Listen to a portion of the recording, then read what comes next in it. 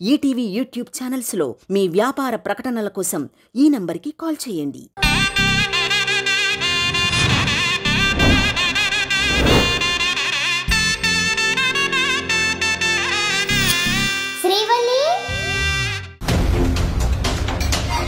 అది కలిసింది వీళ్ళనేనా?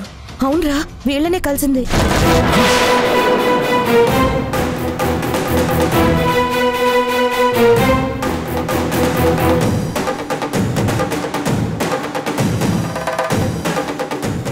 అంటే శ్రీవల్లికి కన్ఫర్మ్ గా నేను చేసిన నేరం ఏంటో తెలిసిపోయిందన్నమాట. ఏంట్రా ఆ ఫోటోని చూసి అలా షాక్ అయ్యావు? అసలు ఎవరు వీళ్ళు? అమెరికా హాస్పిటల్లో నా వల్ల చనిపోయిన పాప తల్లిదండ్రులు.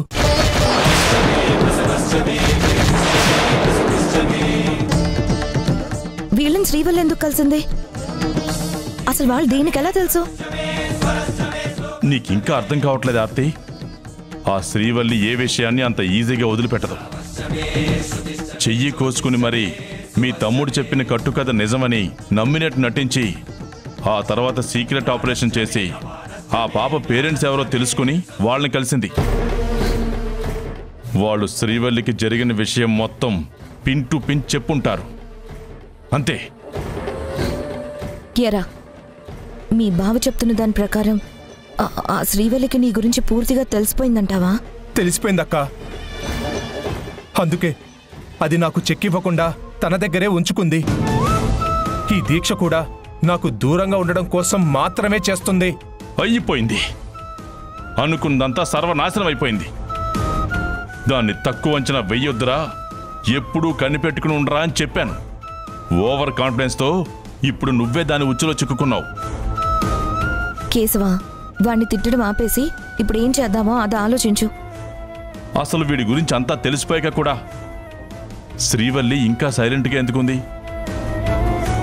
సీతమ్మ ఇంకా పూర్తిగా కోలుకోలేదు కదా బావా. నా విషయం తెలిస్తే వాళ్ళమ్మకి ఏమవుతుందోనన్న భయం. ఆ భయంతోనే సైలెంట్గా ఉందనుకుంటాను. మనం టాబ్లెట్స్ ఇవ్వడం ఆపేయగానే ఆ సీతమ్మ హెల్త్ ఒక్క రోజులోనే చాలా వరకు క్యూర్ అయింది కదరా. ఉదయం చూసాం కదా, లేడి పిల్లలా చెంగు చెంగుమంటూ తిరుగుతోంది. నాకు అదే భయంగా ఉంది. నా గెస్ కరెక్ట్ అయితే ఇప్పుడు అది నాకు సంబంధించిన వివరాలు, ఆధారాలు సేకరించే పనిలో ఉండి ఉంటుంది. ఇన్ని టెన్షన్స్లో కూడా దాని బ్రెయిన్ బాగానే వర్క్ చేస్తోందిరా. ఇన్ని రోజులు వీడే పెద్ద నటుడు అనుకున్నాం. అది వీడిని మించి నటిస్తుందని తెలుసుకోలేకపోయాం. ఆ రోజు గుడి దగ్గర వాళ్ళు ఎవరో అని మనం అడిగితే ఎవరో ఒక అతని గురించి అడుగుతున్నారని చెప్పింది. అంటే ఆ పేరెంట్స్ విషయం మనకు తెలియకుండా జాగ్రత్త పడింది. వీడి గురించి అన్ని తెలిసినా ఏమీ తెలియనట్టుగానే యాక్ట్ చేసింది. శత్రువైనా దాని తెలివితేటలకి మెచ్చుకోవాల్సిందే. దాన్ని పొగడటం ఆపు బావా. మనకి ఎంతో టైం లేదు. ఏదో ఒకటి చేయాలి, చాలా తొందరగా చేయాలి. లేదంటే అందరం ప్రాబ్లంలో పడతాం. ఏం చేయమంటావో నువ్వే చెప్పు. ఇప్పుడు నువ్వు చెప్పిందంతా విన్నాక నా మైండ్ బ్లాంక్ అయిపోయింది. అయితే ఆ సీతమ్మకి మళ్ళీ టాబ్లెట్స్ ఇచ్చి బెడ్ మీద పడుకోబెడదామా? ముసల్ది మళ్ళీ మంచం ఎక్కితే శ్రీవల్లి దాని పక్కనే ఏడుస్తూ కూర్చుంటుంది.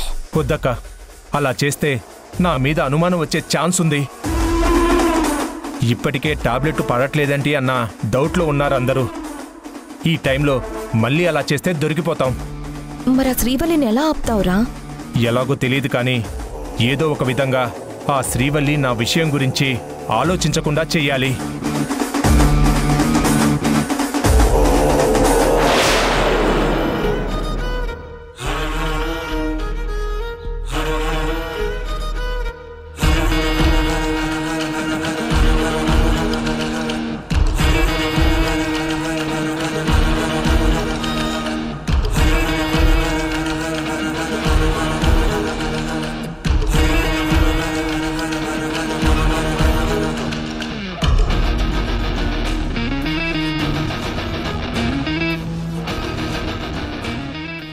ఈ ఫైల్ రేపు ఉదయం నాన్నకి చూపిస్తే త్రిదేవ్ నిజ స్వరూపమేంటో, వాడు ఎంతటి వంచకుడో నాన్నకు అర్థమవుతుంది.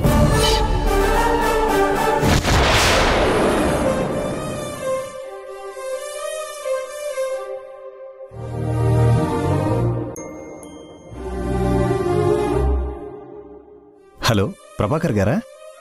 సార్ నమస్తే, నా పేరు దినేష్. నేను ప్రకాష్ ఫ్రెండ్ని. మీ కంపెనీలో జాబ్ రిక్రూట్మెంట్స్ ఉన్నాయని మా ఫ్రెండ్ చెప్పాడు. వేకెన్సీ లేవా? అన్ని జాబ్స్ ఫిలప్ అయిపోయాయా? పర్లేదు సార్, క్వాలిఫికేషన్తో సంబంధం లేకుండా ఎంత చిన్న జాబ్ అయినా పర్వాలేదు, నేను చేస్తాను. ఏం ఖాళీ లేవా? అలాగే సార్. ఛా, ఎంత ట్రై చేసినా జాబ్ దొరకడం చాలా కష్టంగా ఉంది భవానీ. నేను ఏ తప్పు చేయకపోయినా నా గురించి చెడుగా ప్రచారం చేశారు ఆరతి వాళ్ళు. ఏ కంపెనీ ఇంటర్వ్యూకి వెళ్ళినా ఫ్రాడ్ చేశానని అందరూ నన్ను మోసగాడిగానే చూస్తున్నారు. చివరికి ఏదైనా చిన్న ఉద్యోగం చేద్దామనుకున్నా అది కూడా దొరకడం లేదు. ఎక్కడో ఒక దగ్గర దొరుకుతుందిలేండి, మీరు ఎక్కువగా టెన్షన్ పడకండి. సరే, భోంచెదురుగాని రండి. మధ్యాహ్నం కూడా ఇంటర్వ్యూకి వెళ్ళి లేట్గా వచ్చారు. ఏం తినకుండా అలాగే ఉండిపోయారు. నాన్న, హోంవర్క్ చేయడం అయిపోయిందా నాన్న? అయిపోయిందమ్మా. సరే పదండి, భోంచేద్దాం. ముందు నాకు ఆన్సర్ చెప్పమ్మా. స్కూల్ ఫీజు కట్టాలని చెప్పాను కదా, ఇంతవరకు ఎందుకు కట్టలేదు? ఈ రోజుతో ఫీజు కట్టడానికి లాస్ట్ డేట్ కూడా అయిపోయింది. మా మేడం రేపైనా ఫీజు కట్టమన్నారు. రే, 2 రోజులు అయ్యాక కడతామని చెప్పు. లేదు నాన్న, ప్రిన్సిపల్ నా మాట వినదు. ఫీజు కట్టకపోతే మిమ్మల్ని ఒకసారి స్కూల్కి రమ్మన్నారు. ఎప్పుడూ ఫీజు టైంకి కట్టేవాళ్ళు ఇప్పుడు ఎందుకు లేట్ చేస్తున్నారు అని కూడా అడిగారు. మా ఫ్రెండ్స్ అందరి ముందు నన్ను అలా అడిగేసరికి నేను చాలా ఫీల్ అయ్యాను. రేపు మీరు వచ్చి మా ప్రిన్సిపల్ మేడంతో మాట్లాడండి నాన్న. నాకు రావడం కుదరదు. 2 రోజులు పోయాక మా నాన్నే వచ్చి ఫీజు కడతారని చెప్పు. ఫీజు కట్టమని మాత్రం కరెక్ట్గా అడుగుతావు. చదువు కూడా అలాగే చదవాలి, అర్థమైందా? నేను బాగానే చదువుకుంటున్నాను నాన్న. మాటకి మాట సమాధానం చెప్పడం బాగా నేర్చుకున్నావు నువ్వు. ఏంటండి వాడి మీద అరుస్తారు? నవీన్, నువ్వు బాగా చదువుకుంటావని, గుడ్ స్టూడెంట్ అని నాకు తెలుసు. మరి నాన్నేంటి అలా అంటున్నారు? నాన్నేదో చిన్న డిస్టర్బెన్స్లో ఉన్నారు నాన్న. రేపు నీతో పాటు స్కూల్కి నేను కూడా వస్తాను. మీ ప్రిన్సిపల్ గారితో మాట్లాడతాను, సరేనా? అవునా? ప్రామిస్? ప్రామిస్. అంటే రేపు ఫీజు కట్టేస్తారనమాట. ఇక మా ఫ్రెండ్స్ దగ్గర నేను ఫీల్ అవ్వాల్సిన అవసరం లేదన్నమాట. రేపే ఫీజు కట్టు నాన్న, కొంచెం టైం అడుగుదాం. అవన్నీ మేము చూసుకుంటాం, నువ్వేం ఫీల్ అవ్వకు. నువ్వు నీ స్టడీస్ మీద కాన్సన్ట్రేట్ చెయ్యి, సరేనా? అలాగే అమ్మా.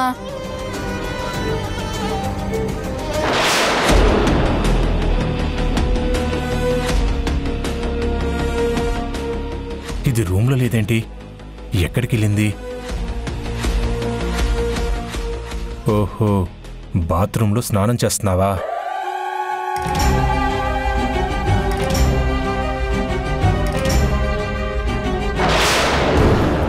ఏంటి ఆ ప్రవీణ్ గారికి ఎన్నిసార్లు ఫోన్ చేసింది? ఉదయం 8 గంటలకి, మధ్యాహ్నం 3 గంటలకి, సాయంత్రం 6 గంటలకి. ఎన్నిసార్లు కాల్ చేసిందేంటి? అంటే వీళ్ళు రెగ్యులర్గా టచ్లో ఉంటూ నా గురించి డిస్కస్ చేసుకుంటూ ఆధారాలు సేకరించే పనిలో ఏమైనా ఉన్నారా? శ్రీవల్లికి నా గురించి ఎంతవరకు తెలుసు? నన్ను ఏం చేయాలనుకుంటుంది? తన ప్లాన్ ఏంటనేది ఎలా తెలుసుకోవాలి? మెసేజ్లు ఏమైనా పంపుకున్నారేమో, అవి చూద్దాం. ఛా, మెసేజ్లు ఏవీ లేవు.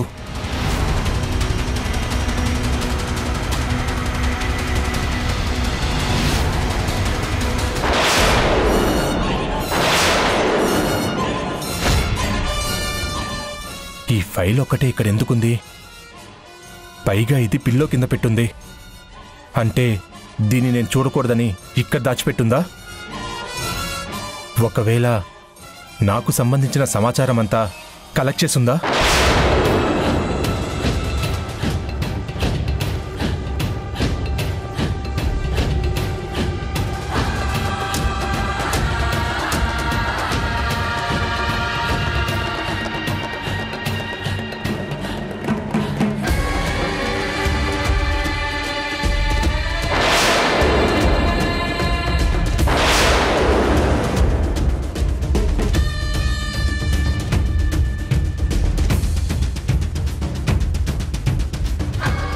త్రిదేవ్, ఏం చేస్తున్నావు?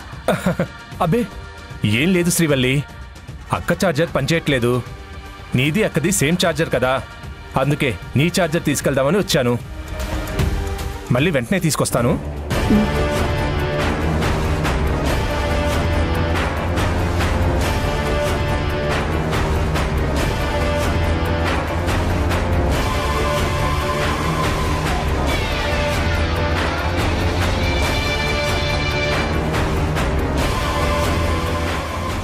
త్రిదేవి ఫైల్ చూడలేదు. చూస్తే నేను వాడి గురించి మొత్తం తెలుసుకున్నాననే విషయం తెలిసిపోతుంది. అది అప్పుడే వాడికి తెలియనివ్వకూడదు. వాడు చేసిన పాపాల గురించి మీడియాలో వచ్చేంత వరకు నాకు నిజం తెలిసిందన్న అనుమానం కూడా అతనికి రాకూడదు. నేను కొంచెం కేర్ఫుల్గా ఉండాలి.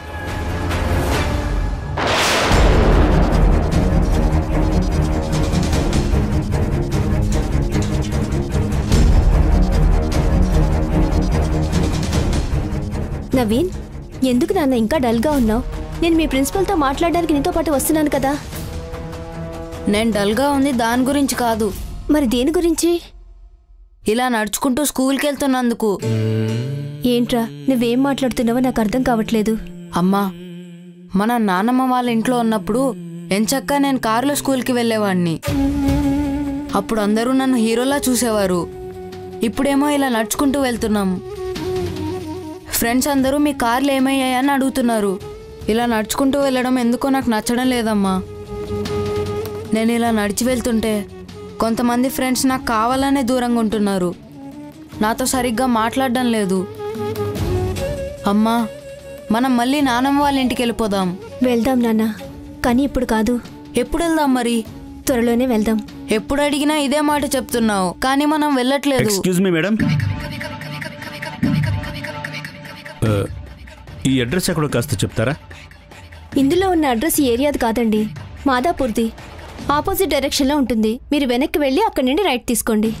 మీరు రాంగ్ రూట్లో వచ్చారు. అవునా? జీపీఎస్ మ్యాప్ ఏదో రాంగ్ చూపించినట్టుంది మేడం. మీకు డౌట్ అనిపిస్తే కొంచెం దూరం వెళ్ళాక అక్కడ ఎవరినైనా అడగండి. అలాగేనండి, థ్యాంక్ యూ.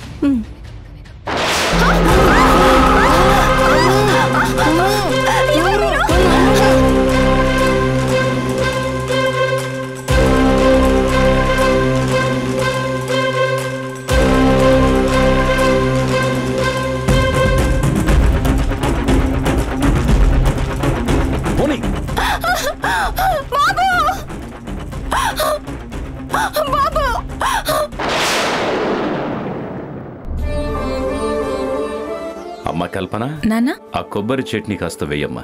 ఈరోజు చట్నీ టేస్ట్ చాలా బాగుంది. ఇడ్లీలు కూడా బాగానే ఉన్నాయి మావయ్య గారు, ఇంకో 2 వేసుకోండి.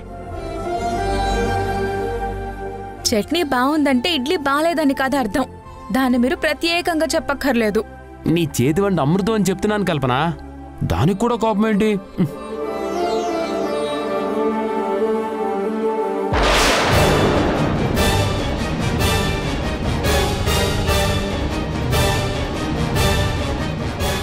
ఆ ఫైల్ని చూస్తుంటే నా 6th సెన్స్ ఎక్కడో కొడుతుంది.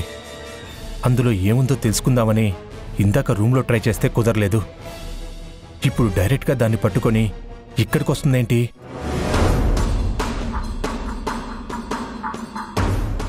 శ్రీవల్లి, ఎప్పుడు ప్రాజెక్ట్ డీలింగ్, అఫీషియల్ మీటింగ్స్ అంటూ కంపెనీ పనులు చూసుకోవడమే కాదు, టైంకి టిఫిన్ చేయడం కూడా చూసుకోవాలి. ముందు టిఫిన్ చేద్దు గానిరా.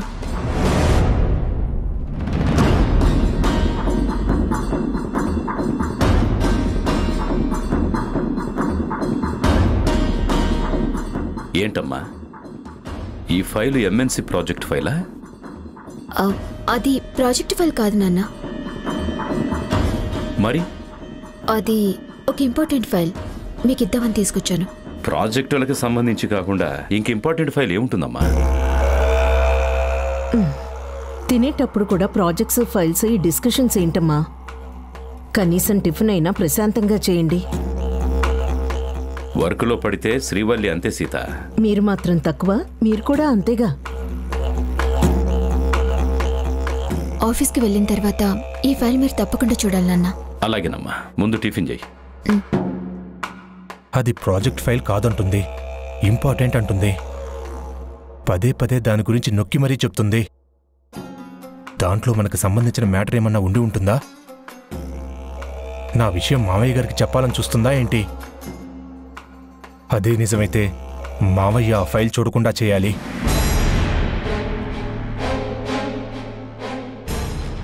శ్రీవల్లి, నీతో పాటు నేను కూడా ఆఫీస్కి వస్తాను. ఆఫీస్కి నువ్వెందుకు త్రిదేవ్? ఎందుకంటారేంటండి? నేను ఆఫీస్కి వెళ్ళకూడదా? వెళ్ళకూడదని కాదు, నువ్వు ఆఫీసులో చేసే పని ఏం లేదు కదా. అంటే అంటే అత్తయ్యగారు ఇంకా పూర్తిగా కోలుకోలేదు కదా. అందుకే నీలాంటి డాక్టర్ ఇంట్లోనే ఉంటే అత్తయ్యకి మాకు ధైర్యంగా ఉంటుంది.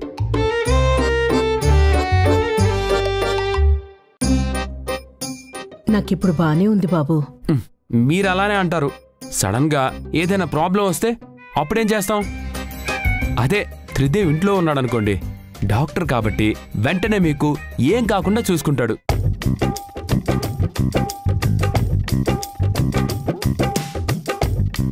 ఇన్నాళ్ళు నేను డాక్టర్ని అయినందుకు గర్వపడ్డాను. ఫస్ట్ టైం బాధపడాల్సి వస్తుంది. ఆఖరికి వీడు కూడా నన్ను ఈవిడ ఆరోగ్యం సాకుగా చూపించి ఆఫీస్కి రానికుండా చేస్తున్నాడు. అత్తయ్య హెల్త్ పూర్తిగా రికవర్ అయ్యే వరకు ఆవిడ పక్కన ఒక డాక్టర్ ఎప్పుడు ఉంటేనే మంచిదని నా అభిప్రాయం మావయ్య గారు. త్రిదేవ్, నువ్వు ఫ్యామిలీలో మెంబరు మాత్రమే కాదు, ఫ్యామిలీ డాక్టరు కూడా. మా ఆరోగ్యాలన్నీ నీ చేతిలో ఉన్నాయి. మమ్మల్ని జాగ్రత్తగా చూసుకోవాల్సింది నువ్వే కదా. అవును త్రిదేవ్, నువ్వు ఇంట్లోనే ఉండు. అమ్మని జాగ్రత్తగా చూసుకో. నువ్వమ్మ పక్కనే ఉంటే నాకు కూడా ధైర్యంగా ఉంటుంది. నేను బానే ఉన్నానని చెప్తున్నాను కదా శ్రీవల్లి. ఓన్లే సీత, అవినాష్ చెప్పింది కూడా కరెక్టే. కొన్నాళ్ళు అల్లుడు గారిని ఇంట్లోనే ఉండనిద్దాం. అల్లుడు గారు, మీరు ఇంట్లోనే ఉండండి. సరే మావయ్య.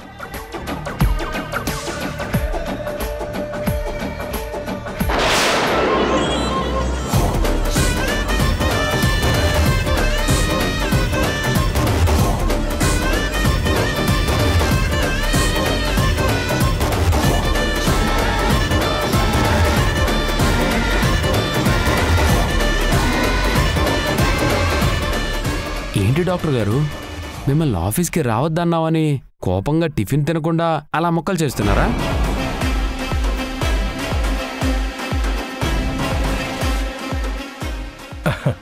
అదేంటి అలా అన్నారు? అందులో కోపడ్డానికి ఏముంది? నేను ఇంట్లో ఉండడం ఎంత ముఖ్యమో మీరందరూ చెప్పారు కదా. పైగా అత్తయ్యకి సేవ చేయడం అంటే నాకెంతో ఇష్టం. దేవతకి సేవ చేసినంత గొప్పగా ఫీల్ అవుతాను. Very good boy. నువ్వు డాక్టర్వి మాత్రమే కాదురా, రైటర్వి కూడా. ఈ మాటలు చెప్పి అందరినీ మభ్య పెడుతున్నావు. ఈ రోజుతో నీ మాటలకి, నటనకి ఫుల్ స్టాప్ పెట్టేస్తున్నాను.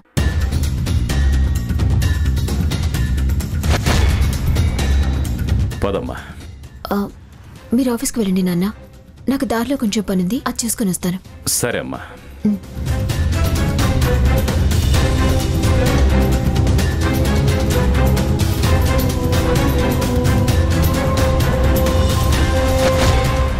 రాత్రి నువ్వు ఫోన్ చేసి త్రిదేవ్ గురించి మీడియాకి చెప్దామనగానే నాకు చాలా సంతోషంగా అనిపించిందమ్మా. నా బిడ్డని పుట్టన పెట్టుకున్న రాక్షసుణ్ణి శిక్షించాలని మేము ఎంత ట్రై చేస్తున్నా మాకెవ్వరూ సహకరించలేదు. మా కోసం ఇంత హెల్ప్ చేస్తున్న నీకు చాలా థ్యాంక్స్ అమ్మా. థ్యాంక్స్ ఎందుకండి? తప్పు చేసిన వాడికి శిక్ష పడేలా చేయటం ధర్మం. అదే నేను చేస్తున్నాను. నువ్వు రిపోర్టర్వి కాబట్టి ఇది నీ వృత్తనో లేదా రెస్పాన్సిబిలిటీ అనో నువ్వేమనుకుంటున్నావో మాకు తెలీదు. కానీ నువ్వు మాకు చేసేది చిన్న సాయం మాత్రం కాదు.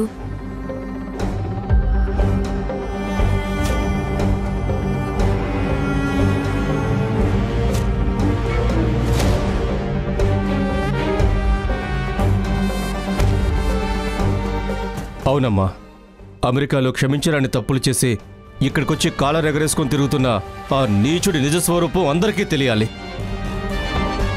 ఆ దుర్మార్గుడిని ప్రతి ఒక్కరూ చీకొట్టాలి. అది నీ వల్ల సాధ్యమవుతున్నందుకు మాకు చాలా ఆనందంగా ఉందమ్మా. పదమ్మా, ఇక ఏమాత్రం లేట్ చేయకుండా వాడి గురించి ప్రెస్కి చెప్పేద్దాం. తప్పకుండా వెళ్దామండి. కానీ అంతకన్నా ముందు ఈ విషయాన్ని ఒక ఇంపార్టెంట్ పర్సన్కి చెప్పాల్సింది. ఇంపార్టెంట్ పర్సన్ కా? అవును సార్. ఆయనకి చెప్పిన తర్వాత మీడియాకి చెప్పేద్దాం. చూడమ్మా, ఇక్కడ మాకు పెద్దగా ఎవరూ తెలియదు. సాయం కోసం నిన్ను అడిగాం, నువ్వు చేస్తానన్నావు. నువ్వు ఈ విషయం ఎవరికి చెప్పినా కూడా అది మాకు యూజ్ఫుల్గానే ఉంటుందనుకుంటున్నాను. అయినా ఇక్కడ విషయాలు మాకంటే నీకే ఎక్కువగా తెలుసు కదా, నువ్వు చెప్పినట్టే చేద్దాం. మాకు కావాల్సింది ఆ పాపాత్ముడికి శిక్ష పడడం. నేను కోరుకునేది అదే మేడం. వాడు చేసిన తప్పులకి లైఫ్ లాంగ్ బాధపడాలి. అలాంటి శిక్ష పడే వరకు నేను నిద్రపోను. పదండి వెళ్దాం.